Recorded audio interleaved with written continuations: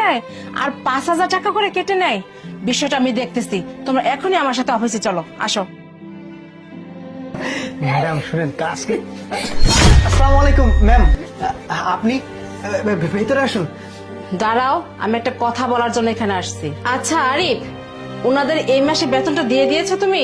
হ্যাঁ ম্যাম, এই মাসের বেতনটা পুরো বেতন দিয়ে দিচ্ছি আমি ওদের। আচ্ছা, বেতন দিয়েছো, কত করে টাকা দিয়েছো এদের? ম্যাডাম 15,000 করে 30,000 টাকা দিয়ে দিছি। কি বলছো? 15,30,000 টাকা দিয়েছো? দাঁড়াও, আচ্ছা তোমাদের টাকা দাও তো।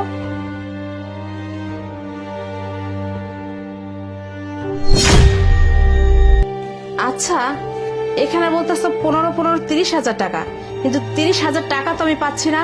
এখানে পাচ্ছি আমি 20,000 টাকা, 10 আর 10।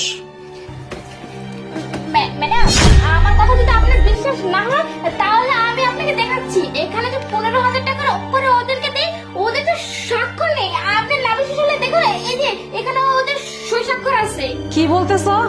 প্রত্যেক মাসে ওদেরকে 15,000 টাকা করে দিচ্ছ, আবার ওদের কাছ থেকে সিগনেচারও রাখতেছো? বাহ, সিগনেচার নিজেরা দিয়ে বলতেছো ওরা দিছে। আচ্ছা বুঝলাম, ওদেরকে 15,000 টাকা করে মাসে দিয়েছো। একটা কথা বলো তো, আমার এই কোম্পানিতে কবে লস হয়েছে? তোমরা নাকি বলছো 1 বছর 6 মাস ধরে আমার কোম্পানিতে কোনো লাভই হচ্ছে না, কিন্তু আমার জানা মতো তো সেটা না। আমার কোম্পানি প্রত্যেক মাসে কোটি কোটি টাকা লাভ করতেছে, আর তোমরা কি বলছো কোম্পানি লস হচ্ছে, তার জন্য 10,000 টাকা করে দিচ্ছ?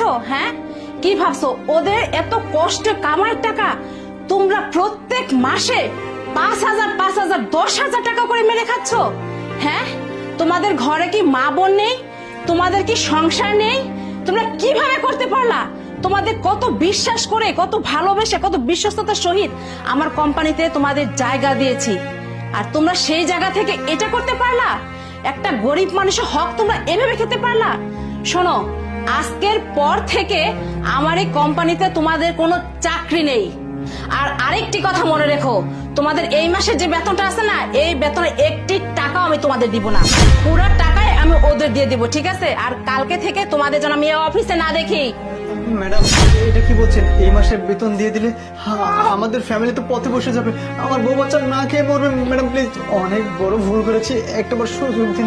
কোনো সুযোগ নেই। ও এখন বুঝতে পারতেছো যে তোমাদের ফ্যামিলি পথে বসে যাবে, আর ওদের টাকা যে দিনের পর দিন মেরে খাইছো, ওদের ফ্যামিলি কি রাজপ্রাসাদে ছিল? হ্যাঁ, এখন বুঝতে পারবে যে টাকাটা কি জিনিস, কত কষ্ট লাগে একটা সংসার চালাতে। যাও, বের হয়ে যাও, তোমাদের মুখ আমি দেখতে চাই না, যাও।